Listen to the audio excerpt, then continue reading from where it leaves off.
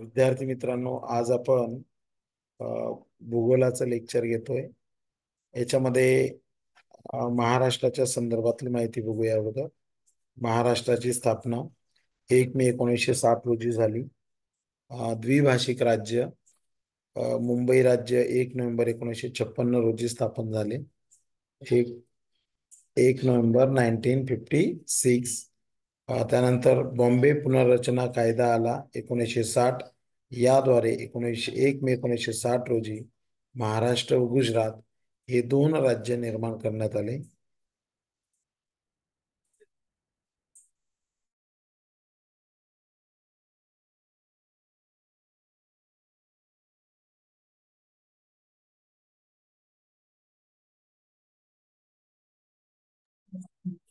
1 मे 1960 रोजी महाराष्ट्र राज्य निर्मिती सोहळ्याचे उद्घाटन धनंजयराव गाडगीळ यांच्या हस्ते पार पडले. आणि घोषणा कधी झाली तर मुंबईच्या शिवाजी पार्क वरून घोषणा देण्यात आली. घोषणा कोणी दिली तर तत्कालीन पंतप्रधान पंडित जवाहरलाल नेहरूंनी दिली. त्यामध्ये डांगचा जो प्रदेश होता महाराष्ट्राला द्यावा की गुजरातला द्यावा असा वाद होता. पण महाराष्ट्राला मुंबई मिळाली. त्यामुळे डांगचा प्रदेश जी 20 खेडी होती ती 20 खेडी गुजरातकडे देण्यात आलेली आहे. महाराष्ट्र राज्याची निर्मिती 1 मे 1960 रोजी झाली. कामगार दिनी झालेली आहे. ओके. त्यानंतर इथे आपल्याला आर्थिक पाहणी नाही बघायची. जे इम्पॉर्टंट आहे ते बघूया. महाराष्ट्राचा जो आकार आहे महाराष्ट्राचा जो आकार आहे तो त्रिकोणाकृती आहे. त्याचबरोबर आपण जर विचार केला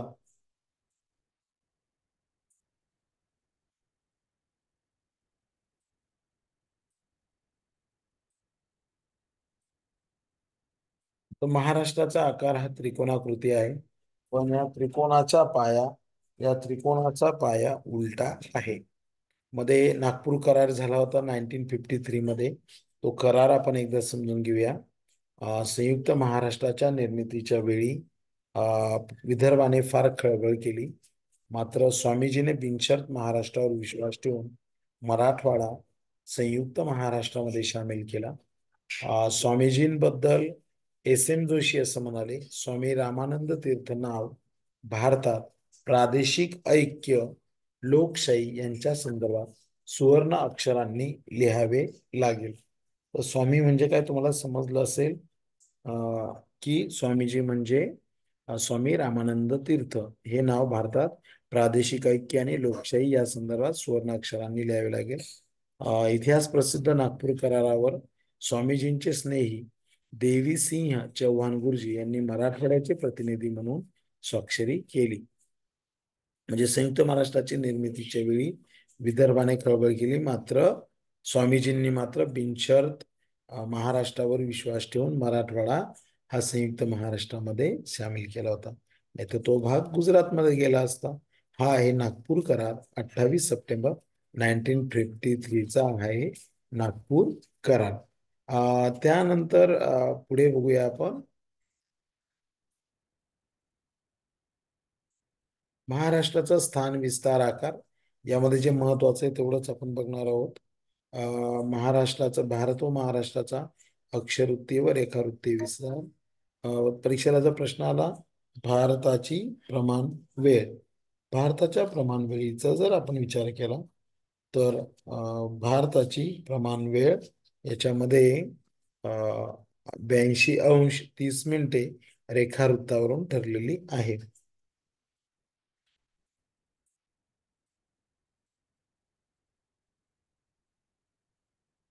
भारत व महाराष्ट्राचा अक्षरवृत्ती व रेखावृत्ती विस्तार. लक्षात ठेवायचं आहे भारताची जी प्रमाण वेळ आहे ती काय ठरलेली आहे कशावरून ठरलेली आहे तर 82 अंश 30 मिनिटे या रेखावृत्तावरून ठरलेले आहे. भारताचा जर विचार केला तर भारताचा अक्षरवृत्तीय विस्तार व रेखावृत्तीय विस्तार अक्षरवृत्तीय विस्तार जो आहे 8 अंश 4 मिनिटे 28 सेकंद उत्तर ते 37 अंश 6 मिनिटे 53 सेकंद उत्तर. तर भारताच्या सर्वात उत्तरेकडील हे अक्षरवृत्त आहे या दोघांच्या दरम्यान. रेखावृत्तीय विस्ताराचा विचार जर केला 68 अंश 7 मिनिटे 33 सेकंद ते 97 अंश 25 मिनिटे 47 सेकंद पूर्व हे भारताच्या सर्वात पूर्वेकडील रेखावृत्त आहे. यामध्ये दोघांमध्ये कितीचा फरक आहे असा जर प्रश्न आला तर भारताच्या अक्षरवृत्तीय व रेखावृत्तीय विस्तारात दोघांमध्ये कितीचा फरक आहे असा जर प्रश्न आला तर दोघांमध्ये 29 अंशाचा फरक आपल्याला दिसून येतो. त्यानंतर महाराष्ट्राच्या बाबतीत जर विचार केला 15 अंश 44 मिनिटे 46 सेकंद उत्तर ते 22 अंश 6 मिनिटे उत्तर. 9th जे टेक्स्टबुक आहे त्यामधला रेफरन्स इथे आलेला आहे. अक्षरवृत्तीय विस्तारामध्ये 7 अंशाचा फरक आहे.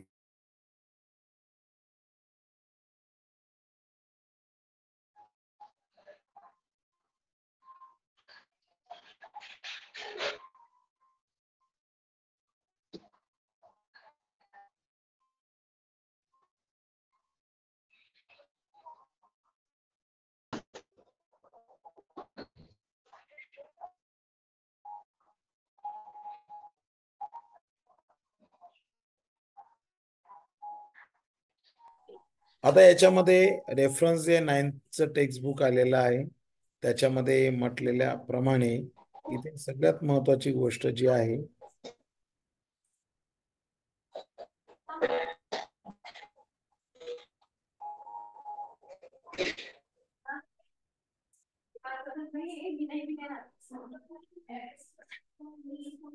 तर अक्षरवृत्ती विस्तारात 7 अंशाचा फरक आहे. त्यानंतर रेखावृत्ती विस्तार जर पाहिला तर महाराष्ट्राचा 72 अंश 38 मिनिटे 45 सेकंद पूर्व ते 80 अंश 53 मिनिटे 17 सेकंद एवढा रेखावृत्ती विस्तारात 8 अंशाचा फरक आहे.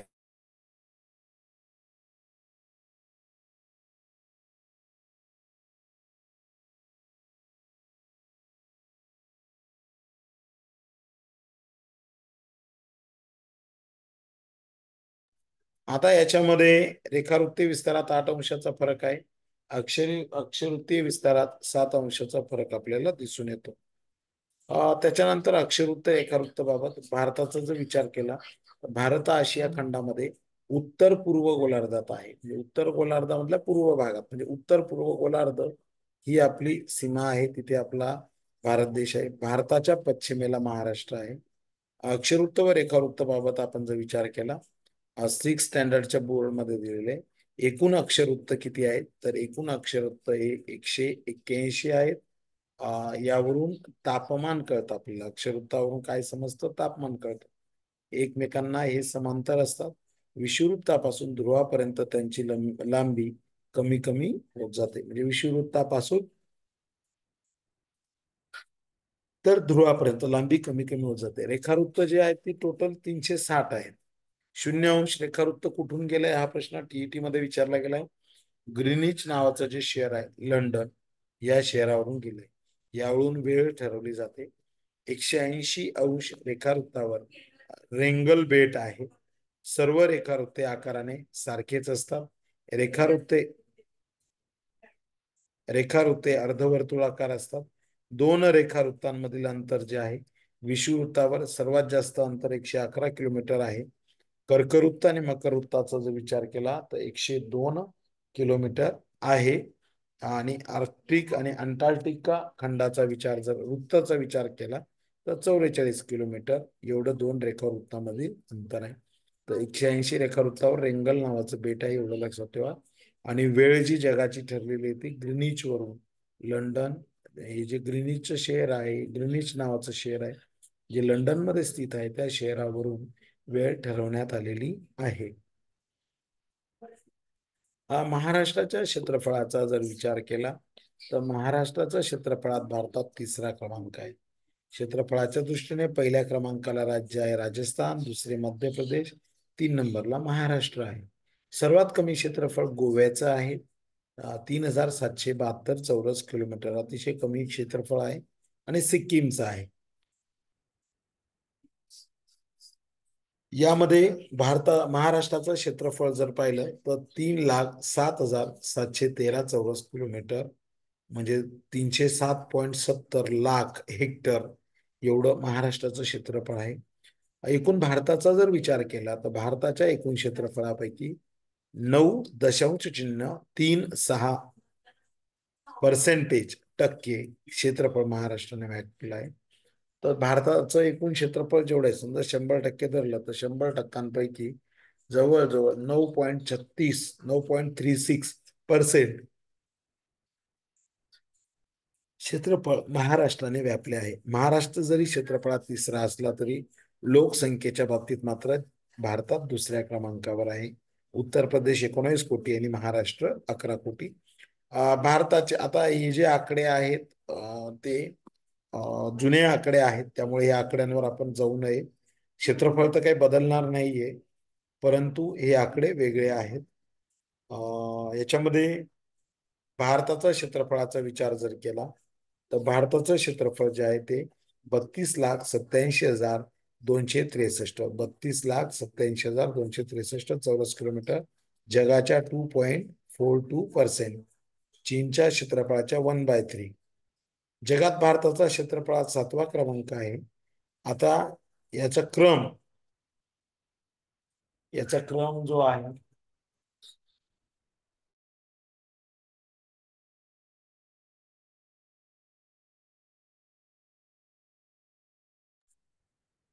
भारतात जगात भारताचा क्षेत्रफळात 7वा क्रमांक आहे.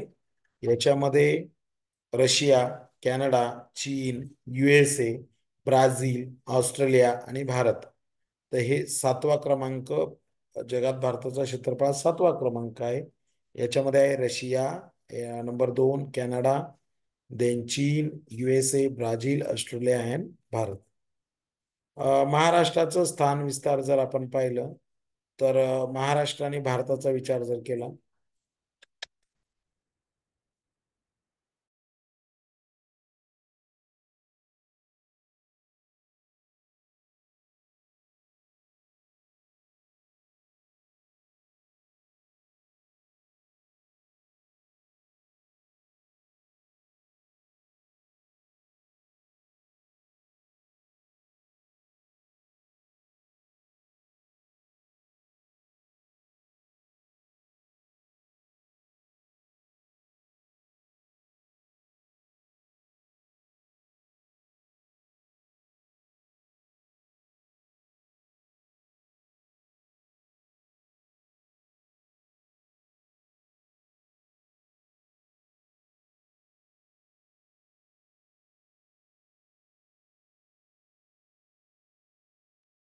यामध्ये महाराष्ट्र व भारत तुलनात्मक जर आपण पाहिलं तर महाराष्ट्राचा पूर्व पश्चिम विस्तार जो आहे तो 800 किलोमीटर आहे.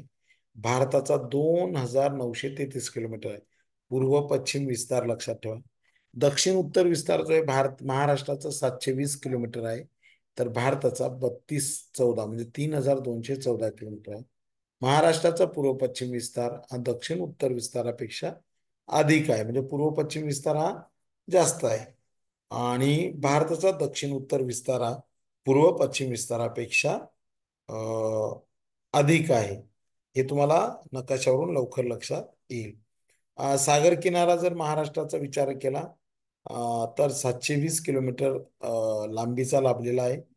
याच्यामध्ये Ratnagiri 237, Raigad 122, Sindhudurg 120 kilometre, Brihanmumbai 114, Palghar 102 kilometre, Thane 25 kilometre.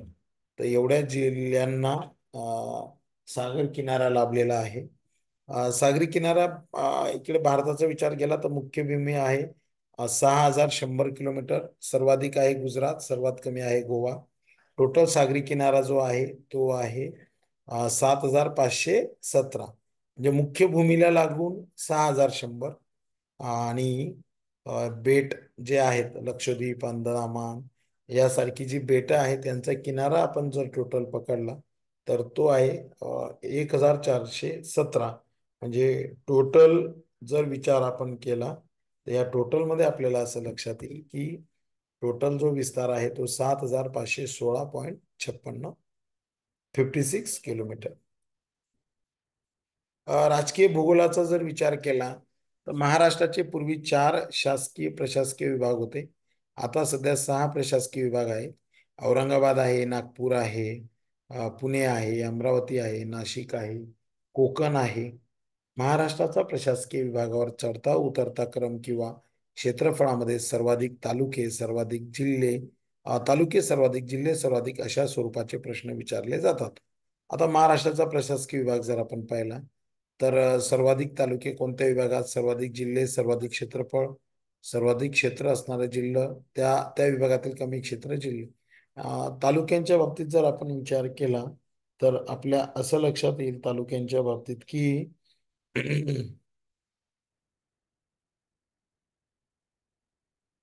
Aurangabad आहे 76, नागपूर आहे 64, पुणे 58, अमरावती 56, नाशिकमध्ये सर्वाधिक तालुके कोणत्या विभागामध्ये आहेत हे 6 विभाग जे आहेत ते 6 विभागातले तालुके दिलेले आहेत. आता इथे औरंगाबाद आपण म्हणत नाही, छत्रपती संभाजीनगर म्हणत असतो. याच्यामध्ये छत्रपती संभाजीनगर 8, कोकण 7 जिल्हे आहेत, नागपूरमध्ये 6, पुण्यामध्ये 5, नाशिकमध्ये 5 जिल्हे आहेत, नाशिक विभागामध्ये अमरावतीमध्ये 5 आहेत. सर्वाधिक क्षेत्रफळ जे आहे छत्रपती संभाजीनगरचं आहे, नंतर नाशिकचं आहे, पुणे, नागपूर, अमरावती आणि कोकण आहे. ओके. सर्वाधिक क्षेत्र असलेले जिल्हे कोणते आहेत तर कोणामध्ये बीडमध्ये आहे.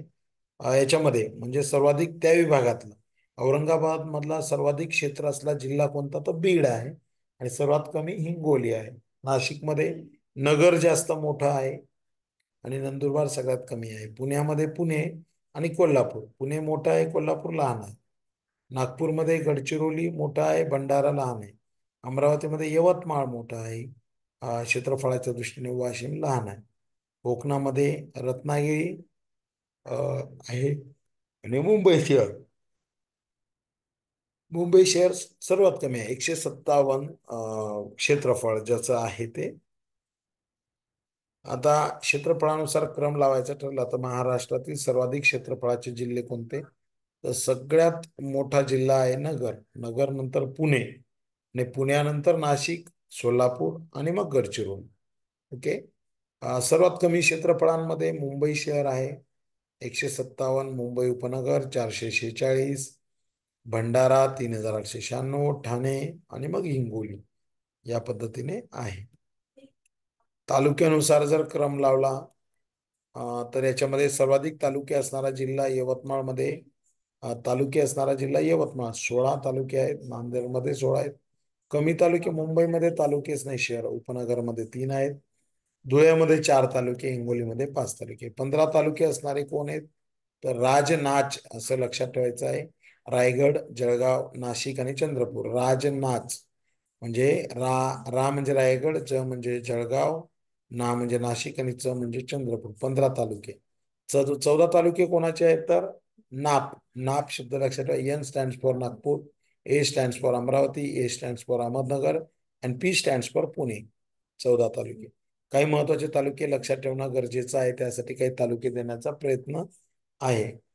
ठाण्यामध्ये कोणकोणते तालुके आहेत इथं माहिती दिली, पीडीएफ तुम्हाला मी शेअर करतो.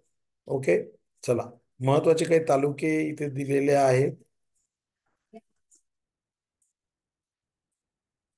आता समान नावे असणारे तालुके म्हणजे असे जिल्हे आहेत की त्यांच्यामध्ये जे तालुके आलेले आहेत त्यांची सेम नावं आहेत.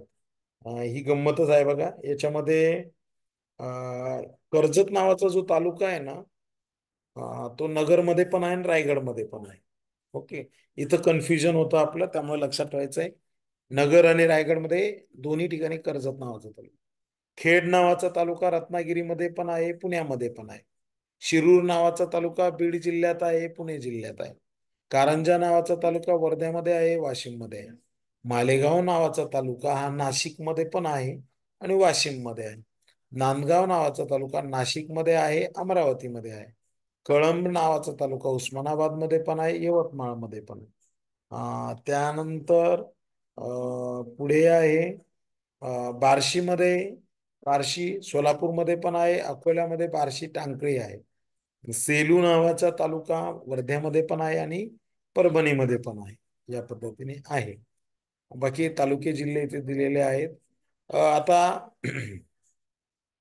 विभाग व त्यांच्या सर्वात उत्तरेकडील, दक्षिणेकडील व उत्तरेकडील तालुका. पुण्यामधला, पुणे जिल्ह्यातला उत्तरेकडचा तालुका जुन्नर आहे, दक्षिणेकडचा चंदगड आहे. नाशिकमध्ये धडगाव आहे. तुम्ही जर उत्तरेकडे गेलात धडगाव, अक्राणी, नंदुरबार आणि कर्जत आहे नगरमध्ये. कोकणामध्ये तलासरी आहे पालघर, दोडामार्ग आहे सिंधुदुर्ग. नागपूरमध्ये रामटेक आहे नागपूर, सिरोंचा आहे गडचिरोली. औरंगाबादमध्ये सिल्लोड आहे, उमरगा आहे उस्मानाबाद. अमरावतीमध्ये चिखलदरा आहे, इकडे उमरखेड आहे. क्षेत्रफळानुसार प्रशासकीय विभागांचा उत्तरता क्रम संभाजीनगर, नाशिक, पुणे, नागपूर, अमरावती, कोकण. प्रादेशिक विभागाचा उतरता क्रम विदर्भ, पश्चिम महाराष्ट्र, मराठवाडा, कोकण आणि खानदेश. नकाशा जिल्ह्यांची पुनर्रचना. तर अशा पद्धतीने आपलं महाराष्ट्र आहे बघा. या पद्धतीने महाराष्ट्राचं इथे क्षेत्रफळ आहे 3,07,713. राज्य स्थापना 1 नोव्हेंबर 1956. मुंबई राज्य, महाराष्ट्र राज्य 1 मे 1960. प्रशासकीय विभाग 6 आहेत, यापूर्वी 4 होते. उत्तर दक्षिण लांबी जी आहे ती बाई, ही उत्तर दक्षिण लांबी जी आहे 720 किलोमीटर आहे. पूर्व पश्चिम लांबी 800 किलोमीटर आहे, ती जास्त आहे बघा पूर्व पश्चिम. नंतर विस्तार दिलेला आहे. पूर्व रेखावृत्तामध्ये 72°36' पूर्व रेखावृत्त, 80°54' पूर्व रेखावृत्त, म्हणजे एवढा विस्तार आहे रेखावृत्तीय विस्तार. त्याच्यानंतर अक्षवृत्तीय विस्तार जर पाहिला तर 15°44'. ओके. इथे गोवा, गोवा इथे आपल्याला जॉईन झालेला आहे. कर्नाटक इथे आहे, तेलंगणा इथे आहे. बघा किती राज्यांच्या सीमा आहे. मध्य प्रदेश आहे, गुजरात आहे, छत्तीसगड आहे. ओके. म्हणजे छत्तीसगड 1, मध्य प्रदेश 2, गुजरात 3, तेलंगणा 4, कर्नाटक 5 आणि गोवा 6. 6 राज्यांच्या सीमा महाराष्ट्राला लागून आहेत. जिल्हा व त्याला लागून असणाऱ्या जिल्ह्यांची सीमा. नगरला 8 जिल्ह्यांची सीमा लागली. म्हणजे नगर जिल्हा असा आहे की त्याला त्याच्या बाउंड्रीवर 8 जिल्हे लागलेले आहेत. नंदुरबार असा जिल्हा आहे की त्याला एकाच जिल्ह्याची सीमा लागली, कारण तो कॉर्नरला येऊन जातो, म्हणजे धुळे. सीमा जर पाहिल्या पुण्यामध्ये 5 पाच सीमा आहेत. 5 जिल्ह्यांच्या, पुणे, सोलापूर, नगर, सातारा, रायगड. प्रत्येकी 5 जिल्ह्यांची सीमा सोलापूर आणि सातारा. नगरमध्ये 8 आहेत. ठाणे, नाशिक, औरंगाबाद, जालना, बीड, उस्मानाबाद, सोलापूर, पुणे हे 8 जिल्ह्यांच्या सीमा लागू आहेत. ओके. आता याच्यामध्ये पुणे ही सांस्कृतिक राजधानी महाराष्ट्राची.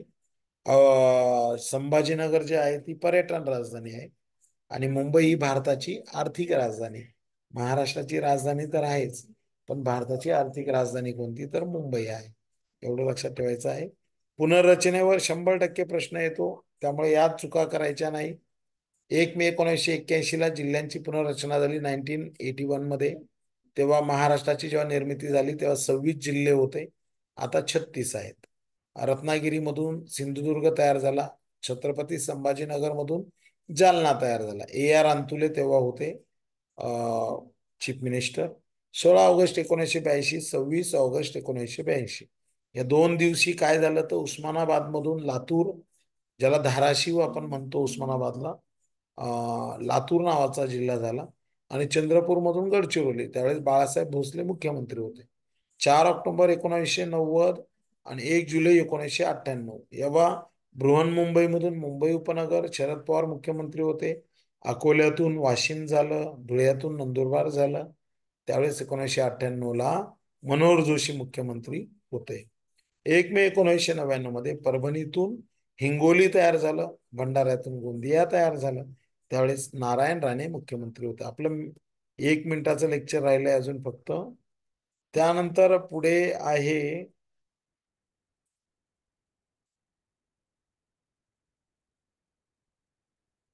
पुन्हा याच लिंकवर क्लिक करून तुम्ही जॉईन व्हायचंय.